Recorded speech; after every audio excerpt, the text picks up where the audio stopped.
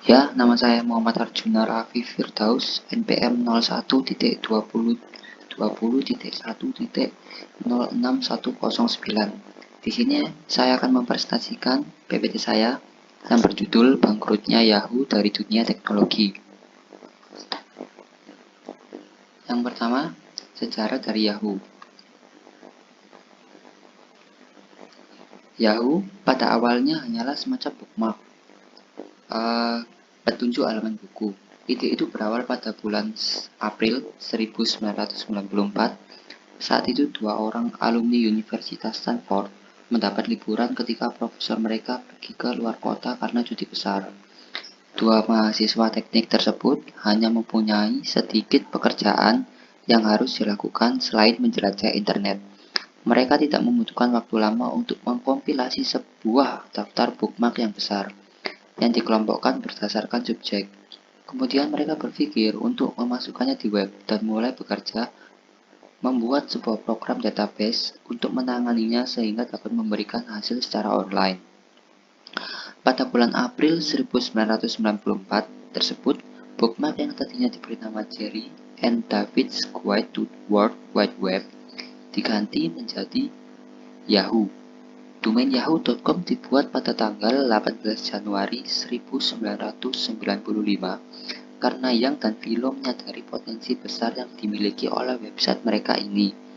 Akhirnya, pada tanggal 1 Maret 1995, Yahoo diresmikan sebagai badan hukum. Seperti kebanyakan mesin pencari pada web, Yahoo pun diverifikasi menjadi portal web. Pada akhir 1990-an, Yahoo, MSN, Lycos, Excite, dan portal web lainnya mengalami perkembangan yang sangat pesat dan menyebabkan masing-masing portal web berlomba untuk memperluas jangkauan layanan mereka agar para pengguna internet lebih lama singgah pada portal web mereka. Cara yang mereka lakukan adalah dengan mengakuisisi perusahaan-perusahaan lain yang bisa menyediakan servis yang mereka inginkan. Pada bulan Juli 2012, Yahoo mendapatkan seorang CEO baru yang merupakan bekas salah satu petinggi saingan mereka, yaitu Google. Selanjutnya yaitu alasan bangkrutnya Yahoo. Yang pertama, tidak mempunyai situs peramban atau browser. Sebagai mesin pencari terbesar di era 90-an, Yahoo ternyata tidak pernah memiliki situs peramban atau browser sendiri.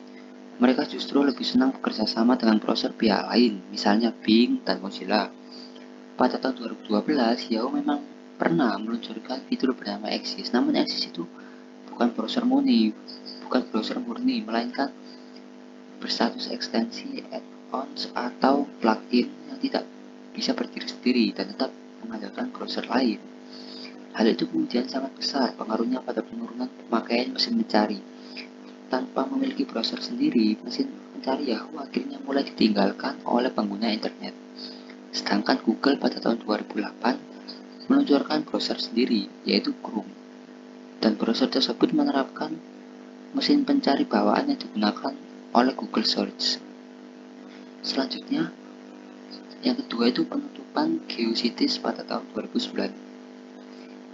Tepatnya pada tahun 1999, Yahoo untuk yang pertama kali memiliki layanan penyedia hosting gratis berbasis penyimpanan data seperti blog atau website yang bernama GeoCities. Layanan ini layaknya seperti Blogger dan WordPress pada saat itu. Sayangnya tanpa alasan yang jelas, 10 tahun kemudian, yakni di tahun 2009, layanan GeoCities resmi dihentikan Yahoo. Padahal situs tersebut sudah memiliki anggota lebih dari 10 juta orang. Keputusan tersebut banyak disayangkan berbagai pihak. Layanan GeoCities sebenarnya dapat dimanfaatkan oleh Yahoo untuk memasang iklannya seperti dilakukan Google dengan layanan blogger miliknya. Yang ketiga adalah mengakuisisi Tumblr. Setelah menutup GeoCities, Yahoo kemudian mengakuisisi Tumblr pada tahun 2013. Saat Marissa Mayer menjabat sebagai CEO bersama Yahoo, Tumblr hadir dengan dua ciri khas. Bisa digunakan untuk keperluan blog serta sebagai media sosial. Namun, keputusan Yahoo mengakuisisi Tumblr dinilai sangat terlambat sekali. Sebab para webmaster sudah begitu familiar dengan platform Blogger dan WordPress. Selain itu, Tumblr juga tidak memiliki kelebihan yang jelas dibanding dua platform tersebut.